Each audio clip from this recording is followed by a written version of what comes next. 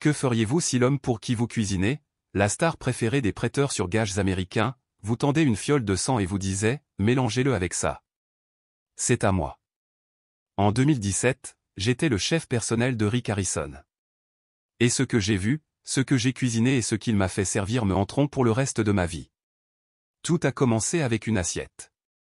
Une assiette en porcelaine étincelante placée avec soin sur un comptoir en marbre poli dans la cuisine privée de l'une des stars de la télévision américaine les plus reconnaissables. Le contenu, une tranche de viande poêlée, légèrement carbonisée sur les bords, luisante d'une réduction pourpre. À première vue, cela aurait pu être n'importe quoi. Une délicate coupe de veau, peut-être, ou une spécialité rare d'un animal exotique que Rick Harrison avait découvert lors d'une de ses nombreuses soi-disant chasses au trésor antique.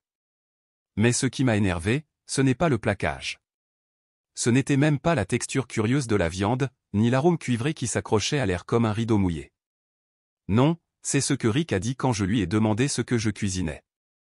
Qu'il sourit en tapotant le bord de l'assiette avec une fourchette en argent. C'est une offrande. Une offrande ? Ce mot résonnait dans ma tête comme une cloche sonnait dans une église vide. Quel genre d'homme appelle son dîner une offrande ? Et plus important encore, qu'est-ce qui était proposé exactement et à qui ? Permettez-moi de vous ramener là où tout a commencé en 2017. À l'époque où je croyais encore qu'un poste de chef privé bien rémunéré pouvait être le début de quelque chose de beau. À l'époque où je n'avais aucune idée du genre d'obscurité dans laquelle j'allais entrer. À l'époque où je pensais que Rick Harrison n'était que le prêteur sur gages inoffensif et sarcastique de la télévision. J'ai eu tort. Horriblement faux. Cela a commencé par un appel téléphonique alors que je ne m'y attendais pas. Je venais de terminer un contrat de cuisine de 2 mois pour un cadre de la Silicon Valley à Aspen. Ma réputation avait commencé à s'épanouir dans les coins tranquilles du monde élitiste. J'étais discret, créatif et je ne posais pas de questions. C'est la combinaison que la plupart de ces gens voulaient, et c'est exactement ce qui m'a mis sur le radar de Rick. J'ai reçu votre numéro de Vance à Boulder, a déclaré l'appelant. Sa voix était ferme, grave et indéniablement familière. Je n'ai pas beaucoup regardé la télévision, mais tout le monde connaissait la voix de Rick. Vous cherchez quelqu'un qui sait cuisiner bizarrement, unique, sans limite. Vous jouez ? Normalement, j'aurais hésité, mais il a lancé un chiffre. Un paiement mensuel si élevé que j'ai failli faire tomber mon téléphone. Le travail comportait des avantages, résidence privée, cuisine ultramoderne, accès à des ingrédients rares et contrôle total sur le menu. Vous cuisinerez pour moi et pour des invités occasionnels, a-t-il ajouté, mais surtout pour moi. Pensez Y comme si la nutrition rencontre le rituel. Cette phrase n'avait alors aucun sens. Mais maintenant, avec le recul, je ne peux m'empêcher de broncher au mot « rituel ». Le manoir était un vaste domaine caché juste à l'extérieur de Las Vegas. Isolé, bien gardé et étrangement silencieux la plupart du temps. Le genre de maison qui résonnait quand on marchait, même sur des tapis épais. Je suis arrivé fin mars. L'air du désert est encore vif. La maison baignait dans l'ombre, même sous le soleil de midi. Quelque chose dans cet endroit ne semblait pas bien, mais je l'attribuais à la nervosité. Après tout, j'étais juste là pour cuisiner. Durant les premières semaines, tout s'est bien passé. Rick était un homme étrange, bien sûr, mais de nombreux clients riches l'étaient aussi. Il aimait sa nourriture rare. Très rare. Il a évité les ingrédients transformés et m'a dit de m'approvisionner uniquement auprès de fermes privées. Parfois, les expéditions arrivaient de nuit, sans étiquette, lourdement scellées et livrées par des hommes qui ne prononçaient pas un mot. J'ai demandé une fois ce qu'il y avait à l'intérieur. Rick a juste souri et a dit « essentiel ». C'était le premier signal d'alarme que j'ai ignoré. La seconde est survenue au cours de la 4e semaine lorsque Rick m'a invité à le rejoindre pour une séance de dégustation dans la cuisine du sous-sol. « J'ai quelque chose de spécial pour lequel je veux que tu m'aides, dit-il. Ce n'était pas une cuisine, pas au sens traditionnel du terme. La pièce était froide, bordée de murs en béton et d'un éclairage chirurgical. Un drain traversait le centre du sol et les comptoirs en acier inoxydable brillaient comme des tables d'opération. Il n'y avait pas de cuisinière, juste des plaques à induction et des blocs de bouchée, des étagères garnies de pots de poudre, d'herbes séchées et de ce que je reconnais maintenant comme des poches de sang. Il en sortit une glacière, grise, d'aspect industriel, et la verrouilla avec un code. Il l'a ouvert devant moi. À l'intérieur se trouvait un morceau de viande que je n'ai pas pu identifier. Il était pâle, rouge rosé, bizarrement marbré et de forme trop uniforme. Pas comme un faux filet ou un filet mignon, plutôt comme un muscle épais et plat, aplati, disséqué. « J'ai besoin que tu prépares ça, dit-il. Même saisi qu'avant. Puis réduisez-la de ceci. » Il m'a tendu une fiole. Je pensais que c'était un mélange balsamique, mais l'odeur était féreuse, métallique, amère. La couleur n'était pas marron foncé. C'était rouge. Rouge vif. C'était du sang. J'ai hésité. « Rick, qu'est-ce que c'est ?» Il m'a regardé droit dans les yeux et a dit, « À moi. » Il était très sérieux. Il l'a expliqué sans broncher. Je crois aux cycles énergétiques. Le sang nous lie au passé. Si vous mélangez la chair et le sang de la bonne manière, vous préservez l'héritage. Vous absorbez la sagesse. Ce n'est pas une question de viande. C'est une question de connexion. Je n'ai pas dormi cette nuit-là. J'ai cuisiné le plat. Je l'ai plaqué. Je l'ai même garni d'ail noir et de fleurs comestibles pour me distraire de ce que je faisais. Mais dans mon âme, je me sentais malade. Je me suis dit que je ne savais pas avec certitude de quel type de viande il s'agissait. Je me suis dit que ce n'était peut-être que de la performance artistique, un rituel de millionnaire excentrique. Mais ensuite j'ai trouvé le congélateur. Un soir, je réapprovisionnais les ingrédients et j'ai remarqué une porte de congélateur que je n'avais pas été autorisé à utiliser. C'était toujours cadenassé. Ce soir-là, ce n'était pas le cas. À l'intérieur, cela ressemblait à un laboratoire de boucherie tiré d'un film d'horreur. Coupes scellées sous vide empilées du sol au plafond, certaines étiquetées, d'autres non. Quelques-uns étaient marqués de lettres, d'autres de symboles. Un paquet était ouvert, laissant échapper un liquide sombre. À l'intérieur, je jure sur tout ce que j'aime, se trouvait ce qui ressemblait incontestablement à une main humaine. C'est à ce moment-là que j'ai su que je devais partir. Mais partir n'a pas été simple. Mon contrat comportait des implications juridiques, des clauses de confidentialité, d'exposition à la propriété et même de protection des ingrédients. C'était fou. J'ai confronté Rick une fois par semaine. Il a ri. Vous vouliez travailler pour le meilleur. Maintenant, vous faites partie de la recette. Après cela, le ton a changé. Il a cessé d'être amical. Des caméras ont été installées dans la cuisine. La porte de ma chambre a commencé à se verrouiller de l'extérieur. Je n'avais pas le droit de téléphoner sans accompagnateur. Mon téléphone a été confisqué sous couvert d'un audit de confidentialité. Je n'étais plus chef. J'étais prisonnier. Puis est arrivée la nuit qui a tout changé. Il a invité des invités. 3 hommes en costume, tous silencieux, tous assis autour de la table à manger en acier froid au sous-sol. On m'a demandé de préparer un cours de célébration. Les ingrédients sont arrivés dans une autre glacière scellée. À l'intérieur, un cœur à vif, toujours en train de trembler. C'était la goutte d'eau qui a fait déborder le vase.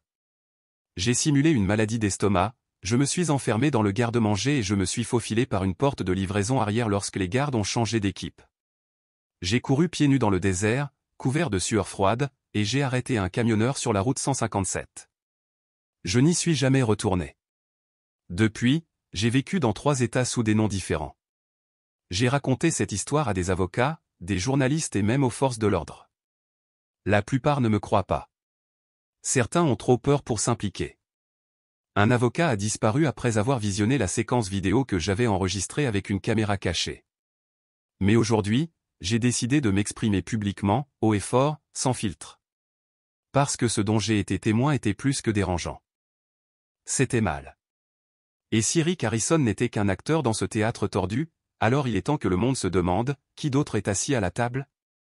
Laissez-moi vous emmener plus profondément. Parce que ce que vous venez d'entendre n'est que la première bouchée. Rick Harrison est depuis longtemps un visage familier dans les foyers américains. Pendant des années, il a été le leader inébranlable de l'émission de télé-réalité au succès retentissant. Étoile de pion, où il marchandait des fusils anciens et des objets poussiéreux avec un air de cynisme charmant. C'était le type qui faisait des blagues sur les souvenirs d'Elvis hors de prix, l'homme d'affaires avisé qui pouvait transformer une carte de baseball froissée en argent sonnant et trébuchant. Il avait l'aura de quelqu'un qui avait tout vu, quelqu'un ancré dans le réseau de l'agitation de la vieille école, quelqu'un qui ne bronchait pas quand il s'agissait de valeurs, d'honnêteté et de travail acharné. Mais les personnages publics sont souvent des miroirs polis conçus pour refléter uniquement ce que le public est prêt à voir. Les millions de Rick Harrison admirés à l'écran étaient peut-être en partie réels, mais ce n'était qu'une facette de l'histoire. Et comme je l'ai appris au cours des mois où j'ai travaillé comme chef privé, il y a une autre facette. Celui qui n'est jamais passé à la télévision. Une chose qui devrait terrifier tous ceux qui pensaient le connaître. Pour vraiment comprendre ce dont j'ai été témoin, il faut comprendre la dualité de Rick. Ce n'est pas seulement une star de la télévision. C'est un empire, un symbole, et derrière tout cela, un homme avec des secrets enfouis plus profondément que l'or sous ses comptoirs. Commençons par ce que la plupart des gens savent. Rick Harrison est né à Lexington, en Caroline du Nord, en 1965. Fils de Richard Benjamin Harrison, surnommé affectueusement « le vieil homme », Rick a été élevé avec discipline, courage et obsession pour la négociation.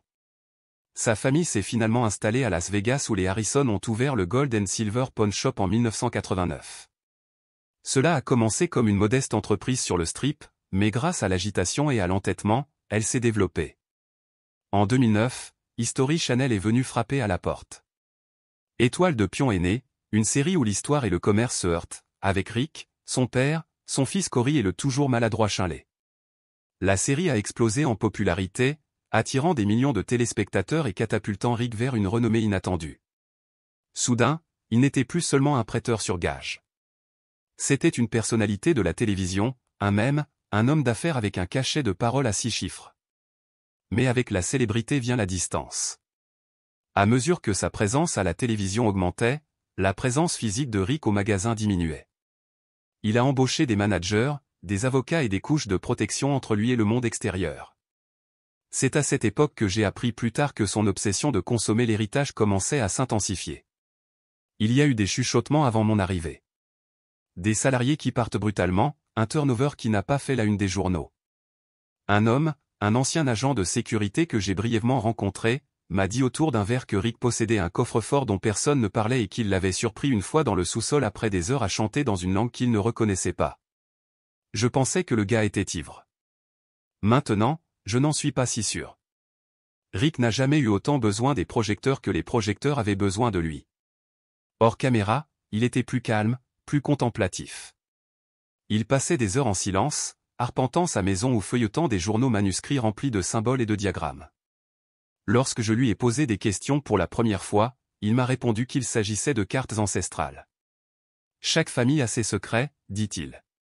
Certains ont transmis des histoires, d'autres des goûts. C'était un commentaire étrange, mais dans la maison de Rick, étrange était normal. Sa bibliothèque personnelle comprenait des livres obscurs sur l'alimentation rituelle, les thérapies basées sur le sang et des textes vieux de plusieurs siècles sur le transfert d'énergie par la consommation. Une fois, j'ai trouvé une traduction annotée de Cumin démoniaque, un ancien manuscrit romain théorisant que le pouvoir spirituel pouvait être obtenu en ingérant des parties d'autrui. Quand j'en ai parlé à Rick, il a ri. C'est juste de l'histoire, a-t-il déclaré. Je suis un collectionneur, tu te souviens? Mais il y avait des limites à ce que même un collectionneur devrait posséder. Une fois, j'ai vu un bocal en verre scellé dans son bureau. À l'intérieur se trouvait un orteil humain, parfaitement conservé, flottant dans le formaldéhyde. Une plaque en dessous indiquait « Sibérie, 1913 ». Rick ne collectionnait pas seulement des objets. Il collectait les vestiges de l'expérience humaine. Des morceaux de personnes, des héritages, des artefacts de chair et de sang. Et peu à peu, j'ai commencé à réaliser qu'il ne collectionnait pas pour être exposé. Il collectait pour la consommation. Pendant mon séjour là-bas, j'ai vu Rick basculer entre deux personnalités.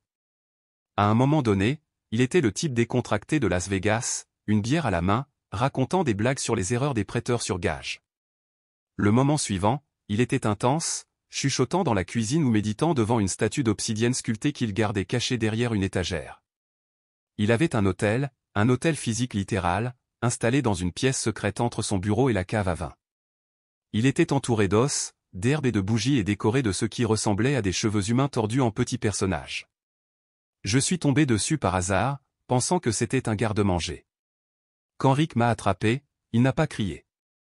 Il m'a juste regardé pendant un long moment et a dit « Tu n'étais pas encore prêt à voir ça ». Je lui ai demandé « À quoi ça sert ?» Il a dit « Pour se souvenir de ceux qui se sont donnés pour le cycle ». Rick croyait au cycle. Cela était clair. Il parlait du temps et de l'énergie comme quelqu'un qui avait passé des années à apprendre à maîtriser les deux. Il croyait que cuisiner, lorsqu'il était fait avec respect, pouvait être un acte sacré, qui non seulement nourrissait, mais honorait l'héritage de ce qui était mangé. Il croyait au respect de la viande, mais pas de la manière dont la plupart des chefs l'entendent. Pour lui, la viande n'était pas seulement du muscle, c'était de la mémoire, et c'est là que les choses franchissaient la limite. Il m'a demandé un jour, autour d'une assiette de jarret d'agneau épicé, si je m'étais déjà senti connecté à la nourriture que je cuisinais. Pas d'une manière qui a bon goût, a-t-il déclaré. Je veux dire, vraiment connecté, comme si ça te murmurait quelque chose. À l'époque, je pensais que c'était une métaphore. Maintenant, je me demande. Rick ne se souciait pas de la renommée télévisée. Il a à peine mentionné le spectacle. Il ne l'a jamais regardé. Il ne se souciait pas du courrier des fans ou des récompenses. Ce qui l'intéressait réellement, de manière obsessionnelle, c'était la croyance selon laquelle certaines personnes naissaient avec un appétit plus grand que d'autres. Il croyait avoir hérité de quelque chose d'ancien, de quelque chose de dormant que le monde moderne tentait de supprimer. Je suis né pour consommer, a-t-il dit un jour. Pas comme eux. Ils consomment des déchets. Je consomme de l'énergie. Cette phrase me donne encore la chair de poule. Plus j'en voyais, plus je comprenais que la version de Rick que connaissait l'Amérique, le prêteur sur gages bourru mais adorable, était un masque. À huis clos, Rick était méticuleux, rituel et profondément investi dans des traditions dont personne ne parlait publiquement. Il avait une pièce dans sa maison dédiée au silence. Aucune parole autorisée, seulement la respiration, la méditation et la dégustation. Il l'appelait la chapelle. Les murs étaient recouverts d'un rembourrage insonorisé. La table était en acier froid. Les seules décorations étaient des photos encadrées de diverses tribus indigènes connues pour leurs rituels cannibales. Certains souriant, certains en plein repas. C'était écœurant. Une fois, je lui ai demandé s'il croyait en Dieu. Il secoua la tête et dit, « Je crois à la digestion, au cycle, à ce que nous transmettons par le goût. » Il considérait la nourriture comme un pont entre les générations, entre les mondes. Mais il n'a pas fixé de limite là où la plupart d'entre nous le font. Pour lui, si une créature vivait et mourait, elle pouvait être mangée.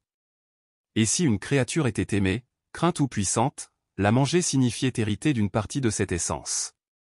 Il ne considérait pas les humains comme différents. Et ce qui m'a le plus ébranlé, c'est à quel point il était calme à propos de tout cela. Rick ne se considérait pas comme méchant.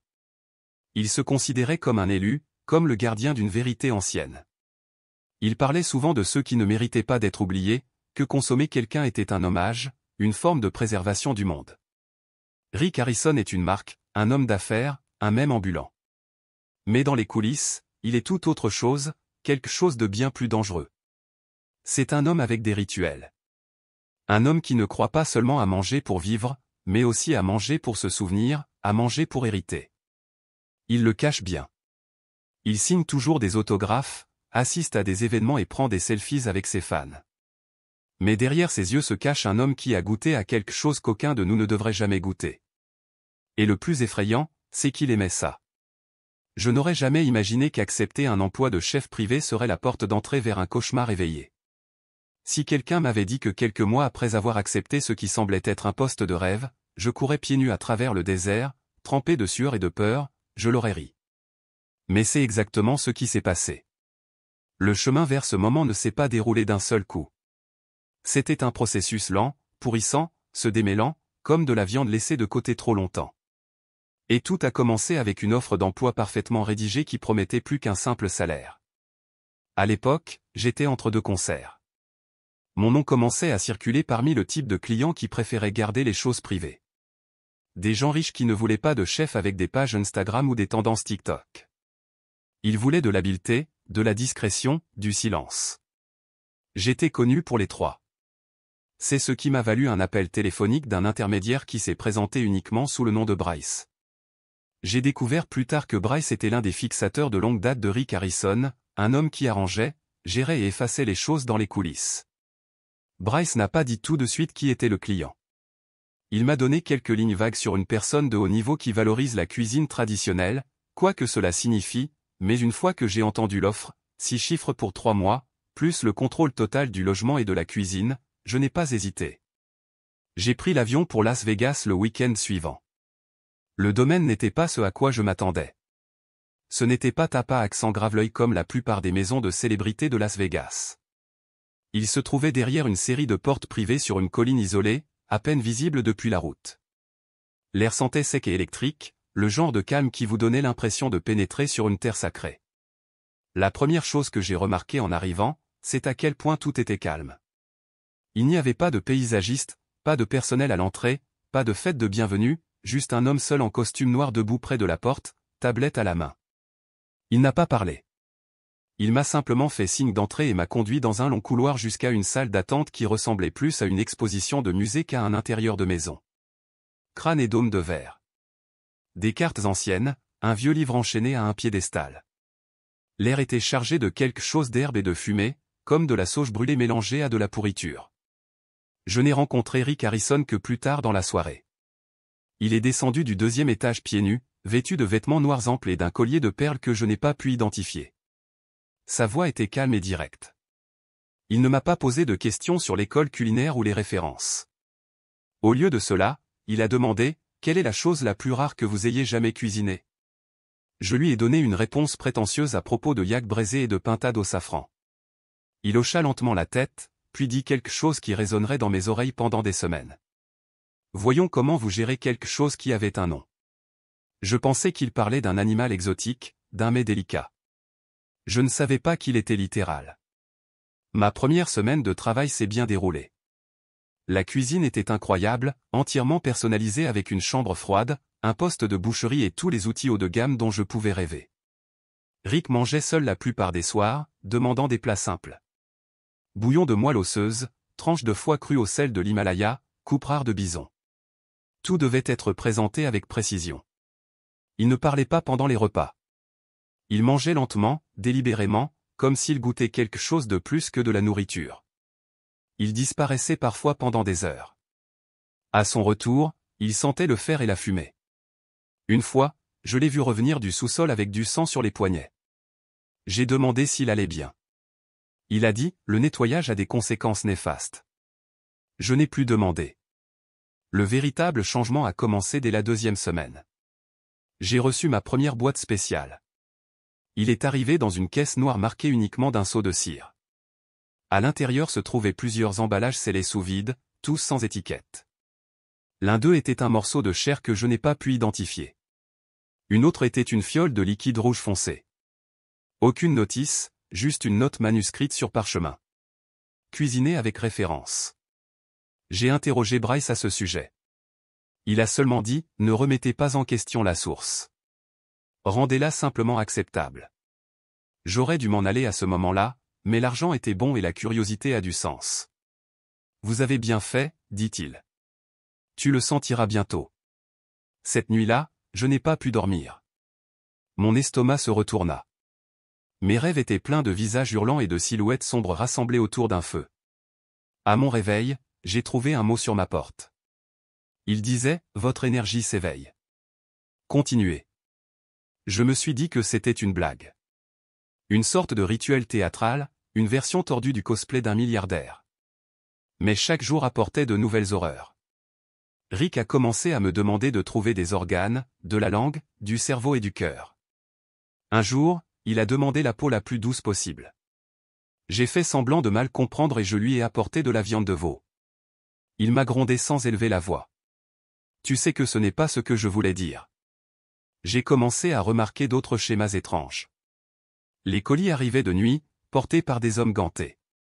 Le congélateur chambre avait un coin avec des cartons scotchés en rouge. Je n'avais pas le droit de les ouvrir. Le personnel était silencieux, robotique, formé pour éviter tout contact visuel. Une femme de ménage, une fille nommée Marina, m'a chuchoté un jour en passant. Ils sauvent tout, même les dents. Il y avait une pièce où il m'était interdit d'entrer, celle derrière la cave à vin. Il était toujours verrouillé et Rick gardait la clé sur un collier qu'il n'enlevait jamais. Une fois, j'ai vu la porte légèrement entr'ouverte.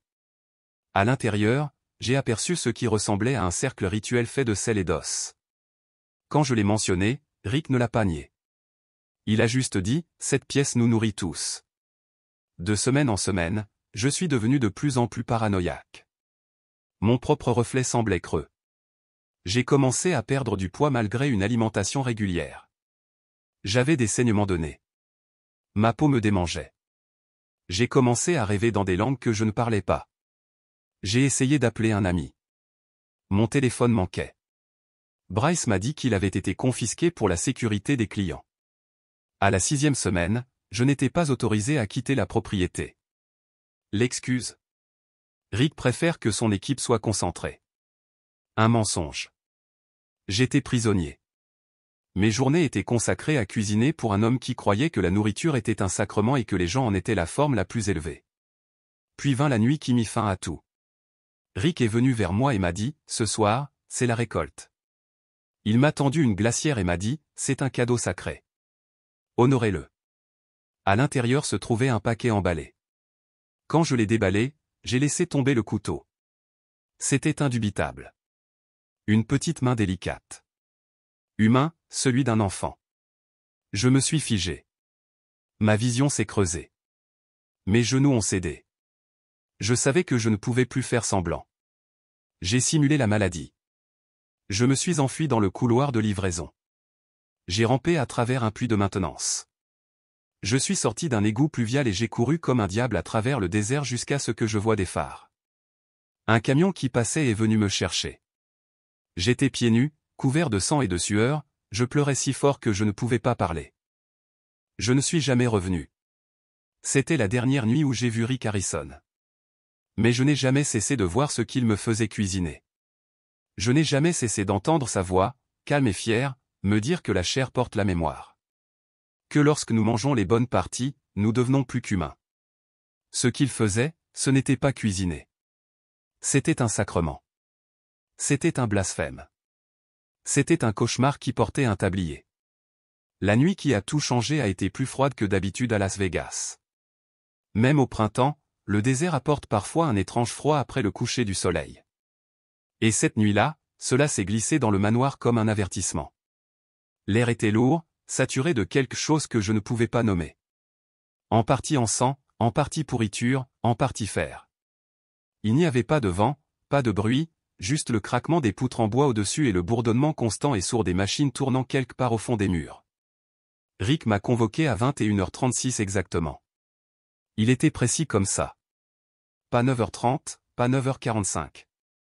Il devait être 9h36. Il est apparu à l'extérieur de ma chambre, sans expression, et a dit d'une voix plate, « Viens dans la cuisine inférieure, apporte tes meilleures lames. » Cette phrase, « vos meilleures lames », m'a frappé différemment. Il ne m'a pas demandé d'apporter des ustensiles. Il n'a pas parlé d'outils. Il a dit des lames, comme s'il m'invitait à effectuer une opération chirurgicale au lieu de préparer le dîner. Pourtant, j'ai suivi. Je n'avais plus l'impression d'avoir le choix. La maison était devenue un piège et chaque couloir que je parcourais avait l'impression qu'il se refermait derrière moi. Nous avons descendu en silence l'escalier arrière. L'entrée de la cuisine inférieure avait toujours été fermée à clé par un clavier. Ce soir-là, c'était ouvert. Rick m'a fait signe d'entrer. J'avais vu des pièces étranges dans cette maison. Des salles avec des plumes suspendues, des salles avec des textes anciens, un bureau rempli de crânes d'animaux classés par espèces. Mais cet espace était différent. Ce n'était pas seulement pour cuisiner. C'était pour la transformation. C'était immédiatement clair. La pièce était plus froide que partout ailleurs dans le manoir. L'air sentait le cuivre et la moisissure. Une seule ampoule au plafond vacilla légèrement comme si elle était affectée par une impulsion invisible. Les murs étaient tapissés d'étagères remplies de récipients en verre, certains remplis d'herbes en poudre, d'autres d'organes conservés suspendus dans des liquides sombres.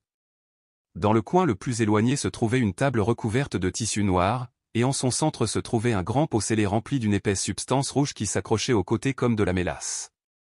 Rick se dirigea vers un long comptoir en acier inoxydable et plaça un épais boîtier en métal dessus. Il l'ouvrit lentement, révélant un emballage scellé sous vide plus grand que tout ce que j'avais vu auparavant dans cette maison. Le seau portait un symbole gravé dessus, une spirale à l'intérieur d'un triangle entouré de lignes dentelées. Je ne l'avais jamais vu auparavant, mais cela m'a glacé jusqu'au plus profond de moi. Il s'est tourné vers moi, l'expression toujours illisible, et m'a dit, « Ce n'est pas un animal. Ce n'est pas un jeu. C'est un souvenir. » Puis il m'a tendu une petite fiole. Le contenu à l'intérieur scintillait sombrement sous l'ampoule du plafonnier. Le liquide n'était pas seulement rouge. C'était visqueux, plus épais que le sang ne devrait l'être. Cela bougeait comme du pétrole. Pendant que je le tenais, Rick a prononcé les mots qui me marqueront à vie.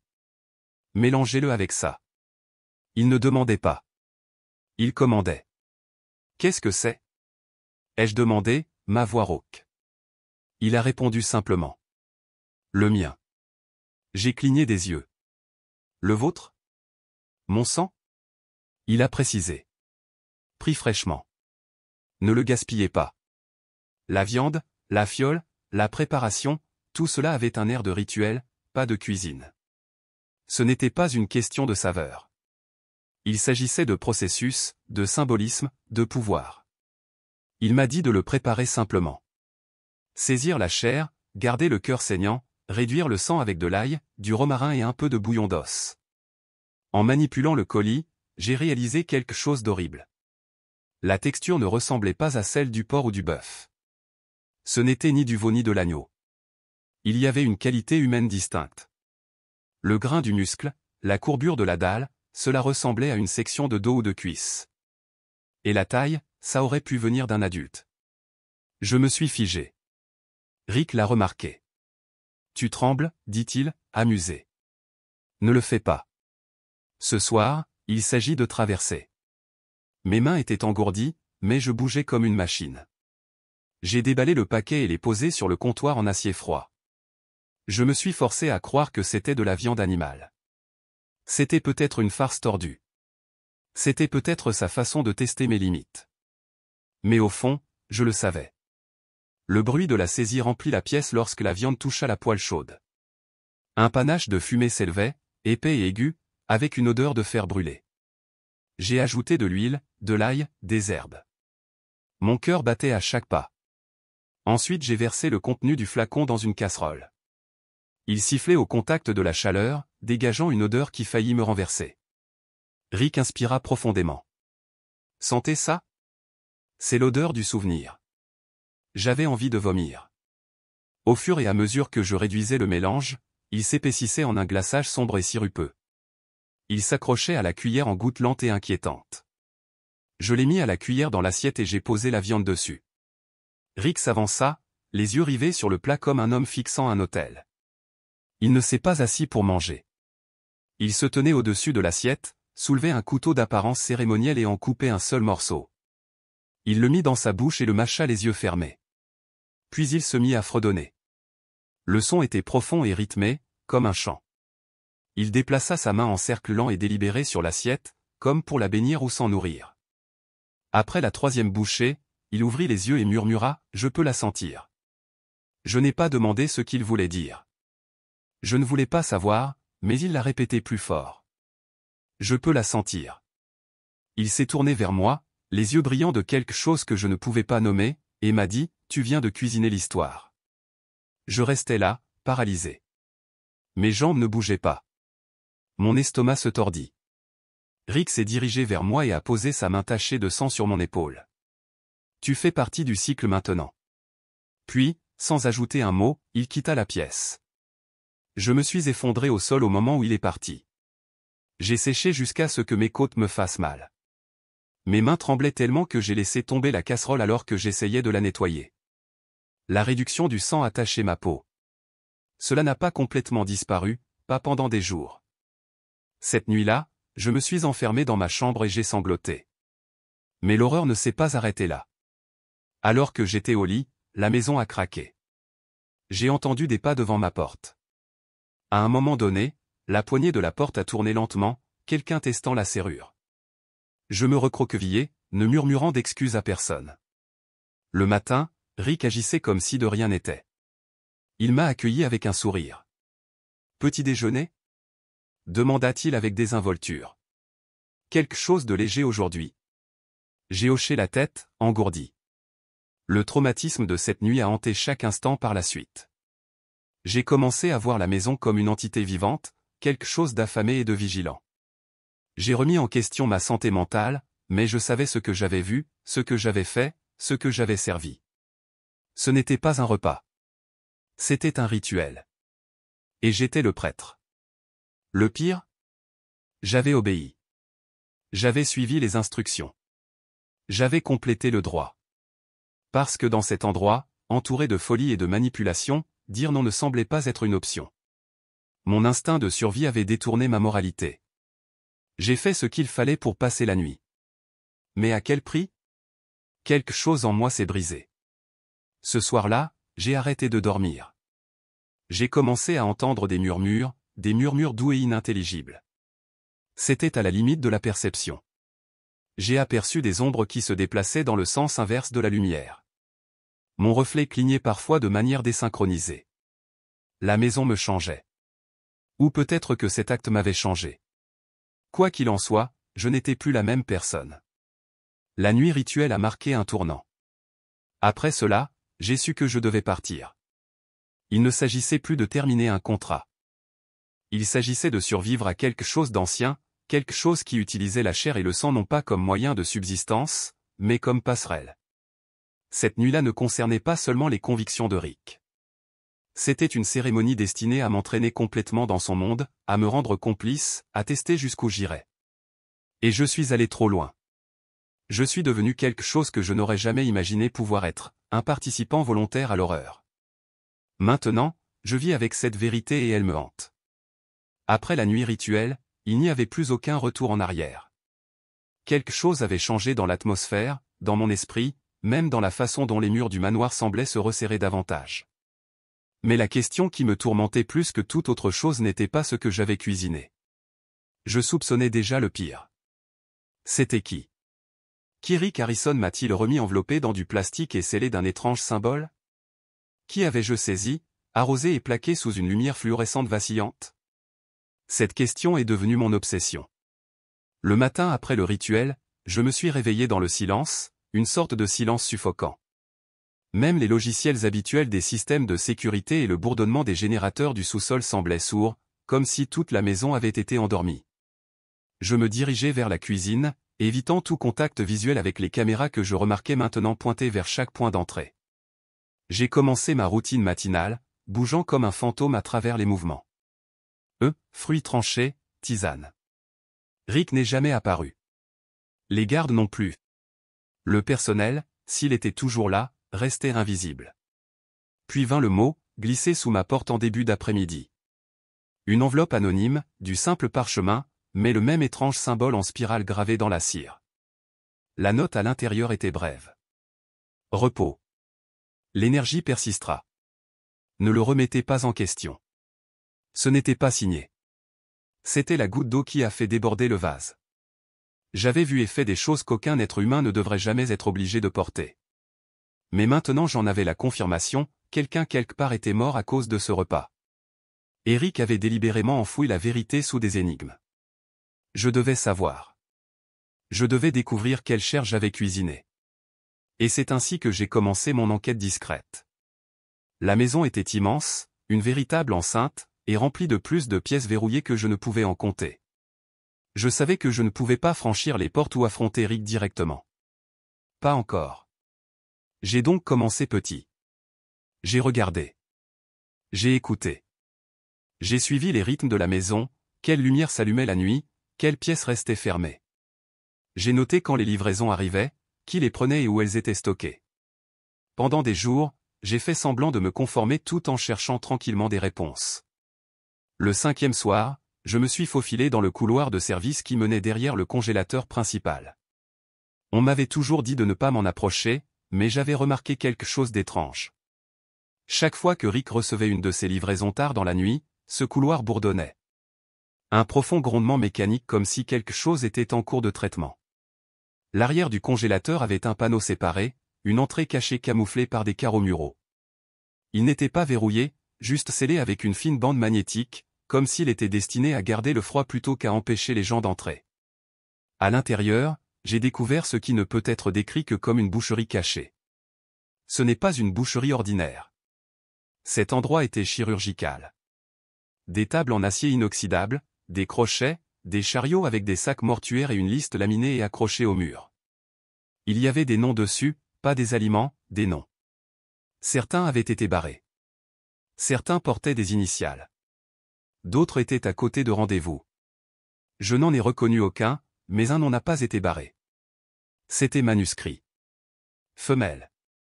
Âge approximatif, milieu de la vingtaine.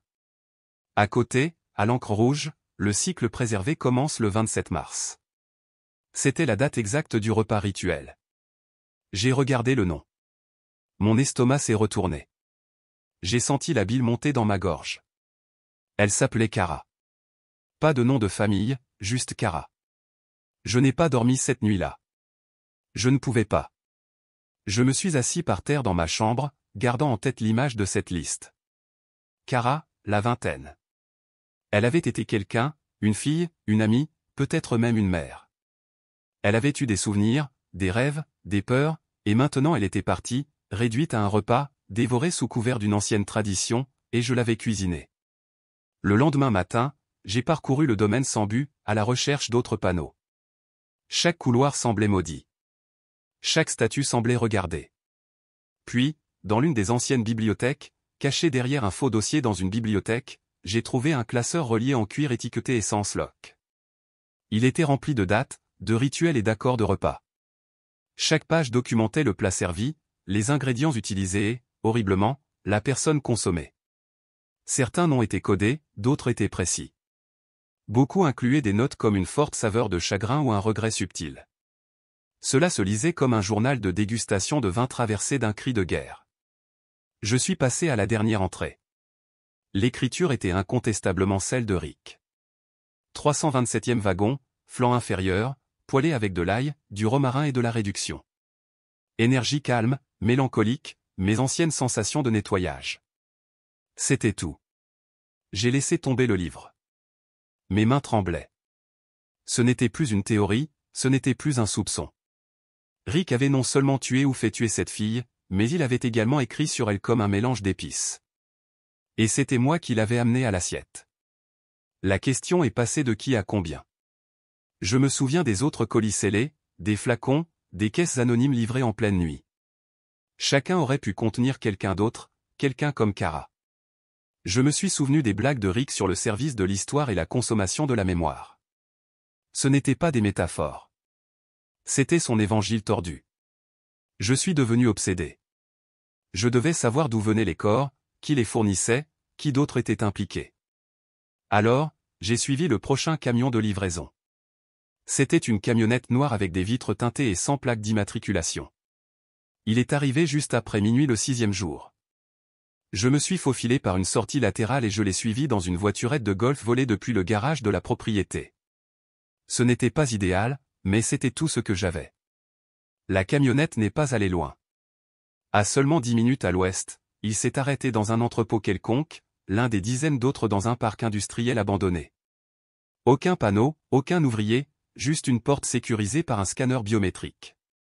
J'ai attendu dans l'ombre jusqu'au départ du chauffeur. Puis je me suis approché du bâtiment. C'est à ce moment-là que je l'ai entendu. Un doux bourdonnement comme celui du couloir du congélateur et autre chose. Une voix. Une voix de femme. Des pleurs étouffés. Je ne pensais pas.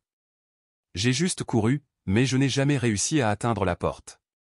Une lumière de sécurité s'est allumée et une sirène a retenti dans les airs. Je me suis précipité vers la voiturette de golf et j'ai filé aussi vite que la machine encombrante me le permettait. Quand je suis revenu au manoir, la porte d'entrée était verrouillée. Ma clé n'a pas fonctionné. J'ai frappé à la porte. Rien. Puis mon téléphone a sonné, un SMS provenant d'un numéro inconnu. Vous êtes allé trop loin.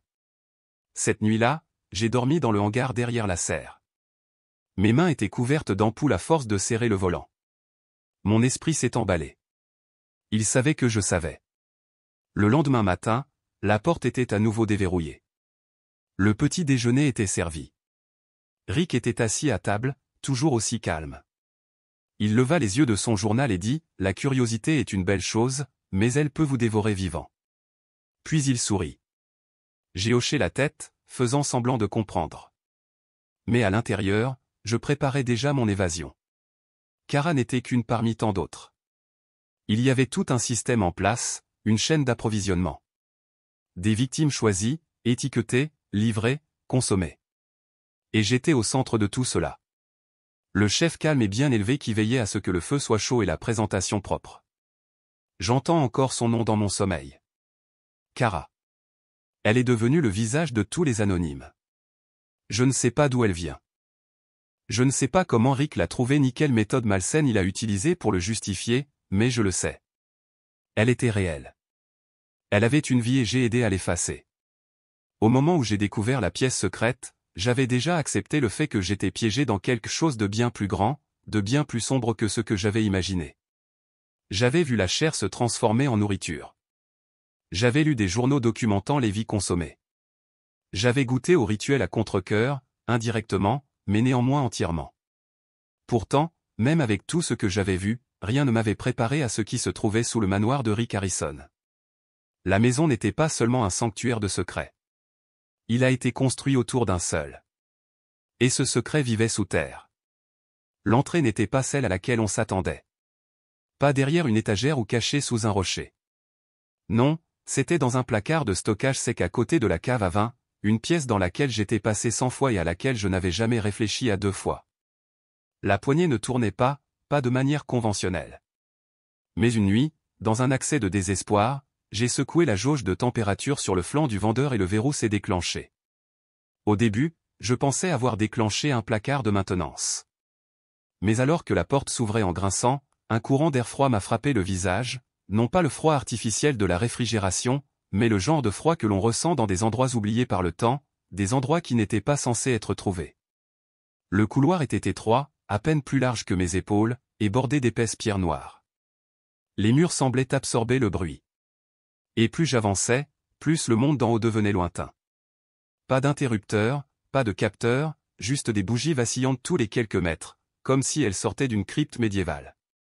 Il ne m'a pas fallu longtemps avant de réaliser qu'il ne s'agissait pas seulement d'une pièce secrète. C'était un sanctuaire. Non, un hôtel. Au bout du couloir se trouvait une lourde porte en fer. Des sculptures couvraient sa surface.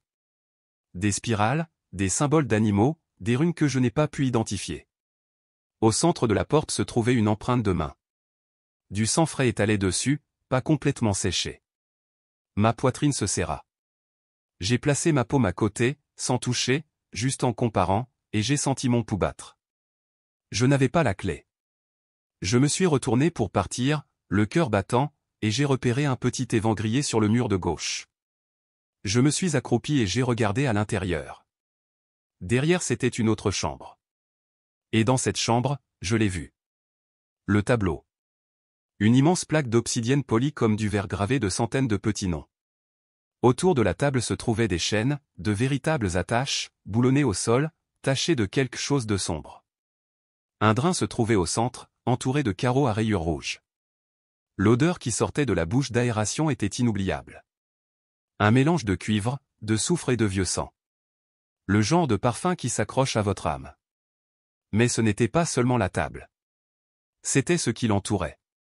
Des murs ornés de photographies, d'images en noir et blanc de personnes en train de manger, se régalant, les yeux fermés, la bouche ouverte en signe de révérence ou d'extase, des pages de livres de cuisine anciens et de documents tribaux, des dessins de rituels, des diagrammes du corps humain avec des cercles autour de certaines zones de saveur.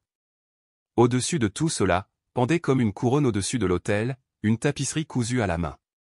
Il représentait un homme assis sur un trône fait d'os, tenant une louche dans une main et un cœur dans l'autre.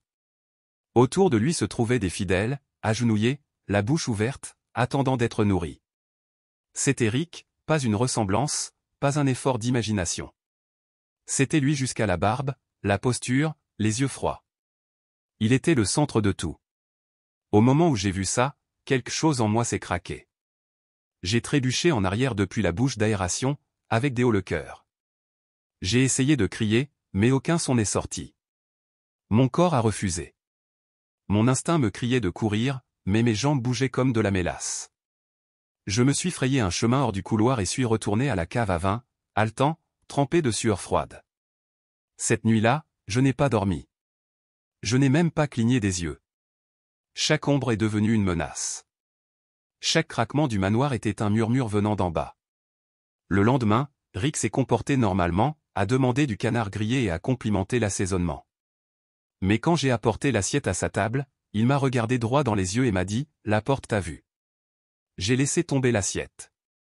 Il n'a pas bronché. Il sourit. Il surveille tous ceux qui entrent, a-t-il poursuivi, toujours aussi calme. Il se souvient. Il attend. J'ai essayé de le nier. J'ai essayé d'agir de manière confuse. Quelle porte? J'ai demandé, mais il s'est penché. Sa voix était plus basse, plus sombre. L'hôtel. Vous l'avez senti. Il parle.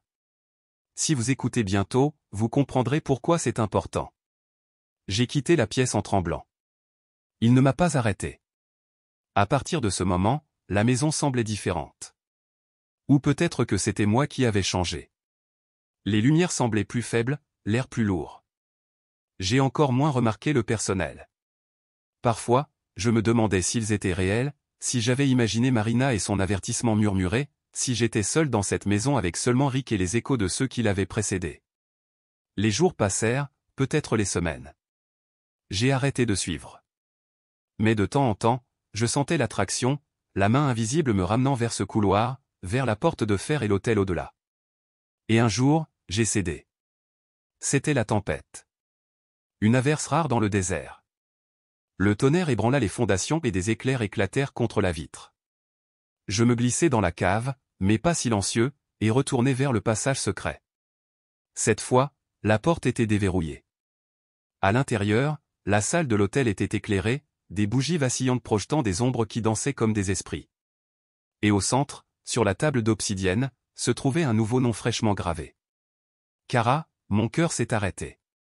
Son nom. La fille du journal du boucher. La fille que j'avais cuisinée. Et à côté de son nom, une autre ignorante s'est refermée derrière moi. Puis j'ai entendu des pas Rick sortis de l'ombre, les mains jointes derrière le dos. « Vous êtes prêt ?» dit-il. « Non, murmurai-je. Je ne le suis pas. »« Tu le es » répondit-il en se rapprochant. « Parce que tu y as goûté. Vous l'avez ressenti et maintenant vous le comprendrez. » L'Iran. Je ne sais pas comment je me suis échappé. Je ne sais pas comment je suis sorti de ce manoir, mais d'une manière ou d'une autre, j'y suis parvenu.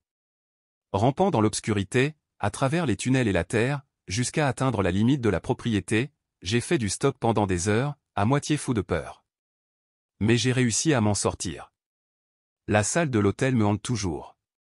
Parfois je le vois dans mes rêves. Parfois, je sens l'air froid autour de moi, même en été.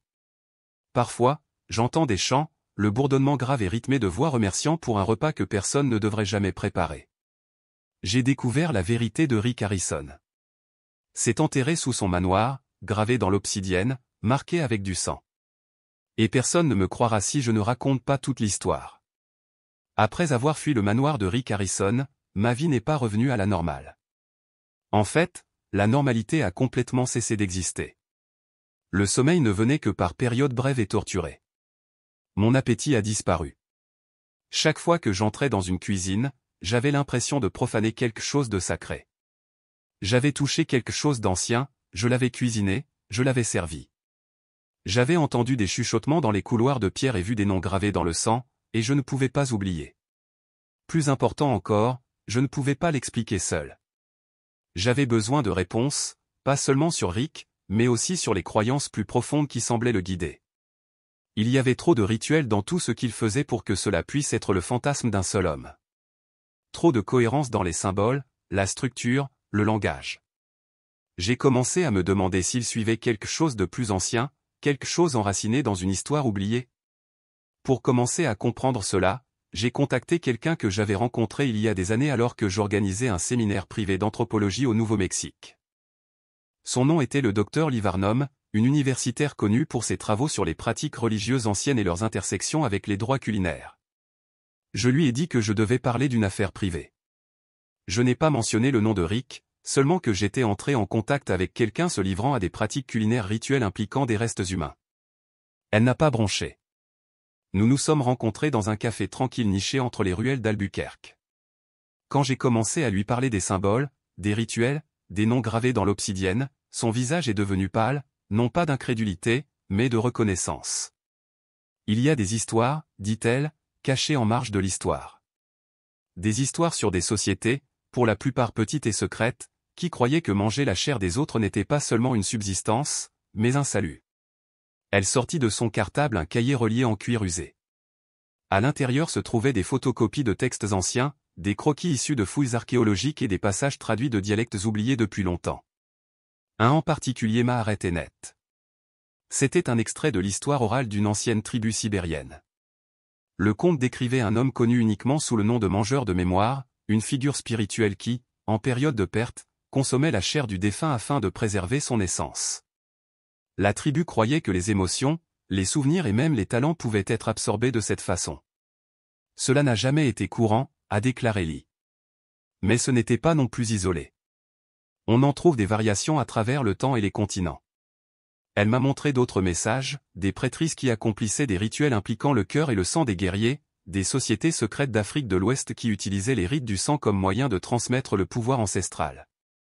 Même les alchimistes européens médiévaux qui croyaient que boire du sang ou manger des organes spécifiques pouvait imprégner le corps de clarté spirituelle.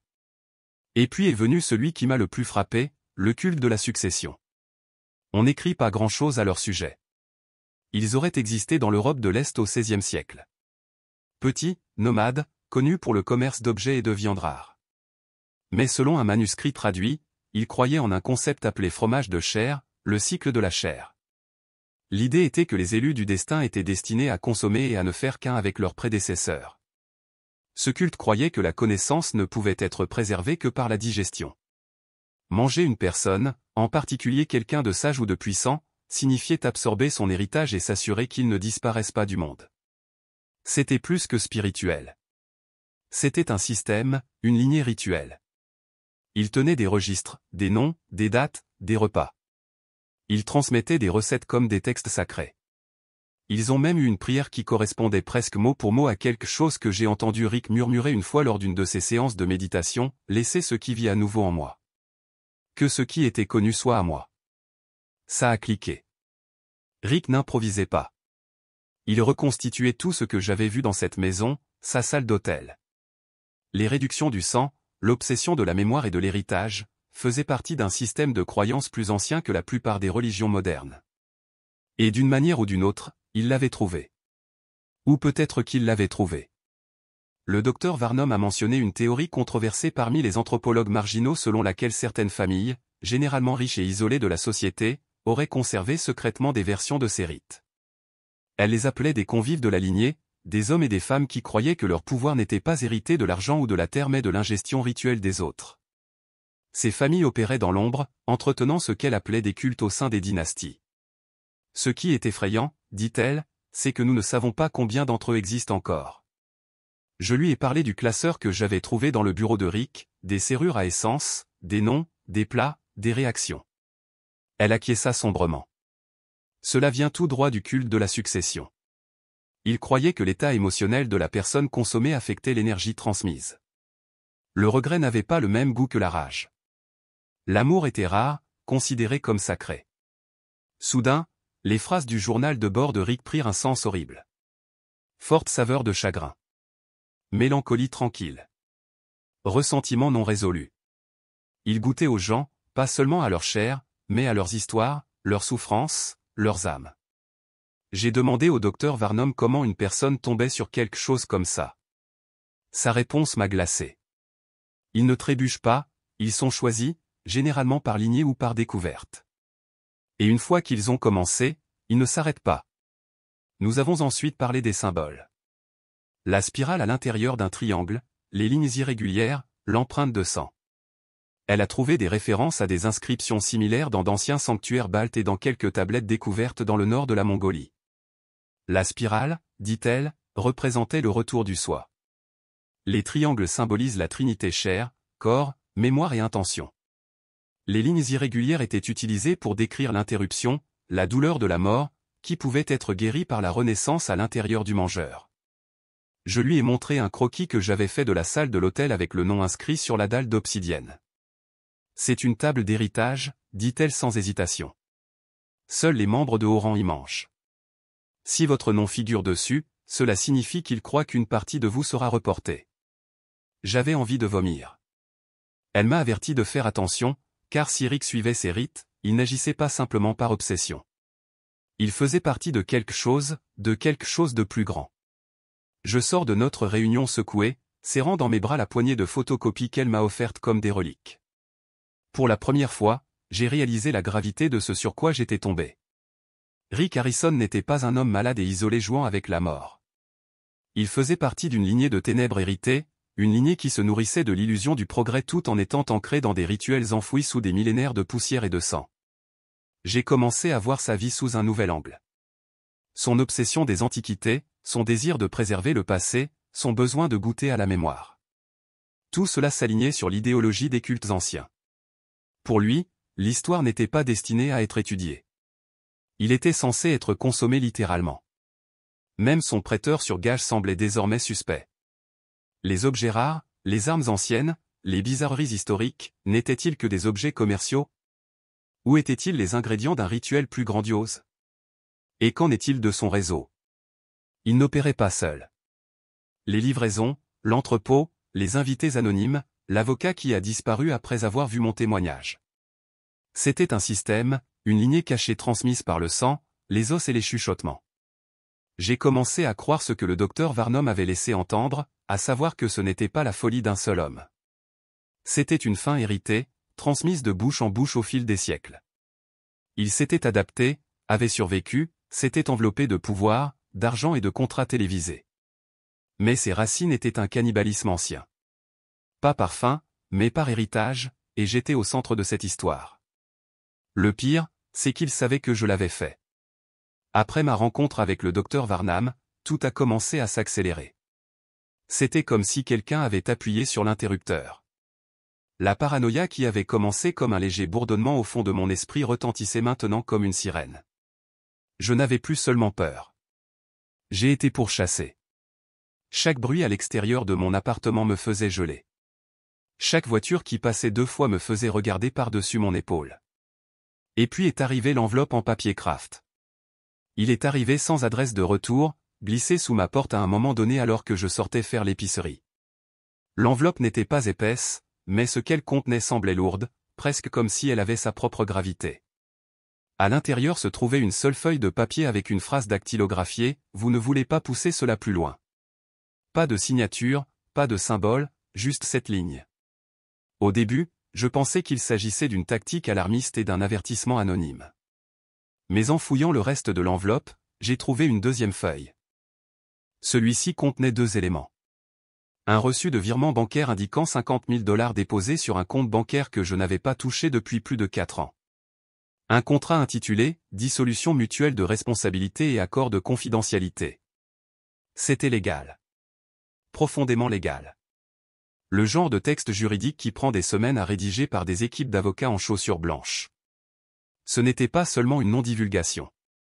C'était une gomme complète. Si je signais, j'accepterais de ne plus jamais parler de Rick Harrison, de sa succession, de mon séjour là-bas ou de toute personne affiliée à la propriété. En échange, je recevrais un deuxième paiement de $50 000, propre, intouchable et acheminé via plusieurs sociétés écrans. Le message était clair. Prenez l'argent. Fermez-la. Disparaître. Et je l'admets. J'y ai réfléchi.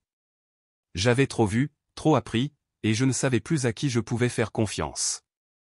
L'argent offrait bien plus que le silence. Cela offrait la sécurité. Distance. Une chance d'enterrer l'horreur et de recommencer. Mais il y avait aussi autre chose dans l'enveloppe. Quelque chose qui m'a fait changer d'avis. Une photo. C'était petit, noir et blanc, granuleux, comme une photo de surveillance. Cela me montrait sortant du bureau du docteur Varnam. J'avais la tête baissée. Je tenais son dossier dans une main. Et au dos de la photo, quelqu'un avait écrit et épinglé « Ceci est votre goût final ». C'est à ce moment-là que j'ai compris que ce n'était pas pour me faire peur. C'était une question de contrôle. Il m'avait suivi, documenté, surveillé. À ce moment-là, j'ai rencontré quelqu'un qui pourrait m'aider à relier les actions de Rick à quelque chose d'historique, de mondial. Ils ont décidé de le fermer. Mais je ne pouvais pas reculer maintenant. Pas après Kara, pas après tout ce que j'avais vu sous terre. J'ai appelé le docteur Varnam pour la prévenir. Son numéro avait été déconnecté. Cette nuit-là, je suis passé devant son bureau. La porte était fermée. Pas de lumière, pas de sécurité, juste un espace vide où, 3 jours plus tôt, elle était assise en face de moi, parlant d'anciens cultes du sang. Elle avait disparu ou avait disparu. Je suis resté assis dans ma voiture pendant des heures, incapable de bouger. Et si je l'avais entraînée dans quelque chose de fatal? Et si ma recherche de la vérité l'avait conduite à une tombe prématurée? Mais ensuite je me suis souvenu de ce qu'elle m'avait dit. Ils ne tombent pas là-dedans. Ils sont choisis. Si j'avais été choisi, alors la question était, pourquoi? Le soir même, j'ai reçu un appel d'un numéro que je ne reconnaissais pas. Avez-vous reconsidéré? Demanda une voix. C'était calme, sans émotion, masculin. Qui est-ce? J'ai demandé. Vous n'avez pas besoin de savoir.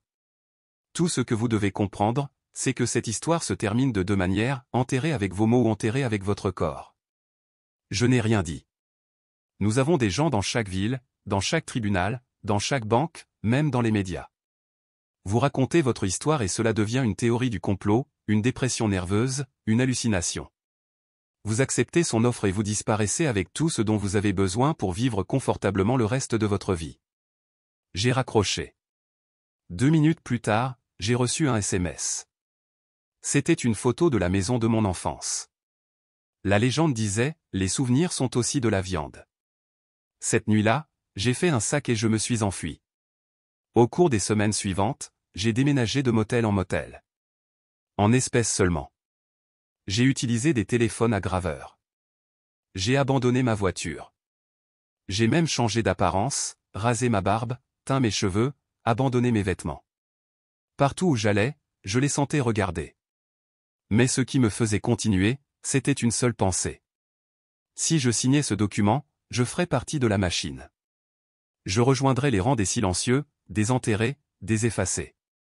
Et dès que j'encaisserais ce 2e paiement, ils sauraient que j'étais à eux. La corruption n'était pas seulement une question d'argent. C'était un rituel en soi.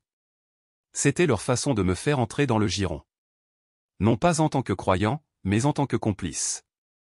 J'ai commencé à penser à toutes les autres personnes qui avaient accepté le marché. Les anciennes femmes de ménage, les assistants, les chauffeurs, le boucher, le coursier qui déposait les caisses noires, les livreurs qui arrivaient en silence et repartaient sans un mot. Combien d'entre eux avaient reçu des enveloppes similaires? Combien avaient encaissé le 2e paiement et disparu du monde? Je me souvenais de Marina, la servante qui m'avait chuchoté. Ils sauvent tout. Elle avait disparu des semaines avant ma fuite. Je ne l'ai jamais revue. Avait-elle essayé de s'enfuir? Avait-elle essayé de parler? Ou avait-elle accepté le silence? Il y a eu une goutte d'eau qui a fait déborder le vase. Je me suis réveillé un matin dans une auberge au bord de la route sur la I-40 en Arizona. L'air était vicié, la pièce sombrait, en me frottant les yeux, j'ai remarqué quelque chose sur la table de nuit. Une autre enveloppe. Celui-ci était plus petit. À l'intérieur se trouvait un seul objet. Une dent, pas la mienne, pas récente. Une molaire, encore tachée. Pas de note, pas de contrat, juste la dent. C'était leur dernier message. Nous savons où vous dormez. Nous savons ce que vous craignez. Et nous vous démontrons morceau par morceau si vous ne vous soumettez pas. J'ai failli perdre la tête ce jour-là.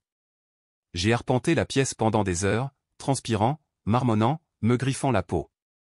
J'avais l'impression que les murs se refermaient, que l'air s'épaississait sous leur présence. Mais je n'ai pas pris l'argent.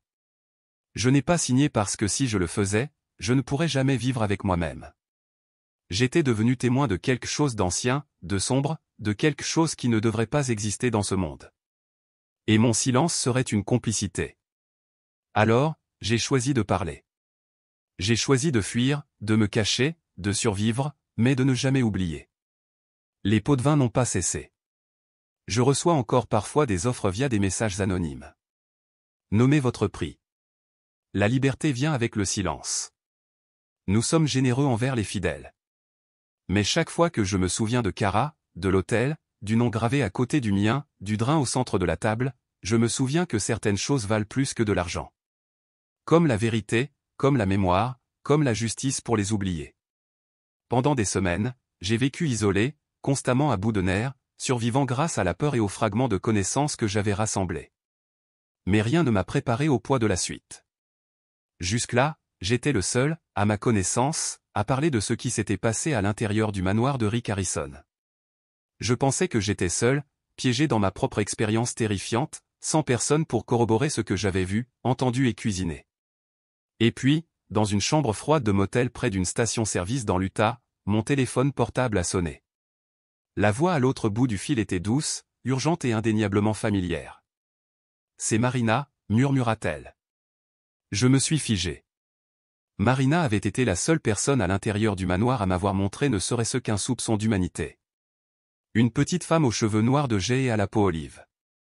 Elle s'était déplacée comme un fantôme dans les couloirs du manoir. Toujours propre.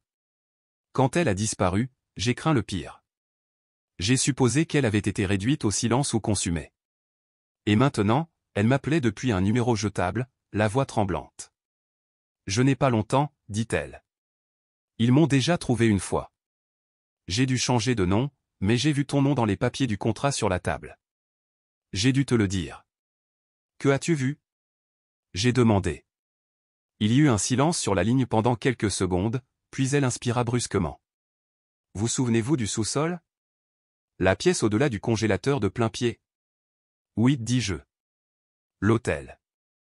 Elle laissa échapper un sanglot sourd. J'ai nettoyé cette pièce une fois par semaine. Des gants, de l'eau de Javel, mais rien n'est jamais resté propre. Rien n'a jamais cessé de sentir. Elle a ensuite décrit ce dont elle avait été témoin avec des détails vibrants et tremblants. Selon Marina, son travail consistait à nettoyer les niveaux inférieurs du manoir, des pièces dans lesquelles aucun autre membre du personnel n'était autorisé à entrer. On lui avait demandé de ne jamais parler de ce qu'elle voyait et elle était payée le double de ce que gagnaient les autres servantes. Mais elle n'avait pas le droit d'avoir un téléphone portable sur la propriété et sa chambre était au sous-sol, près des unités de stockage. Une nuit, elle entendit des pas, il était minuit passé. Monsieur Harrison avait des invités. Il avait toujours des invités certains jours, toutes les quelques semaines.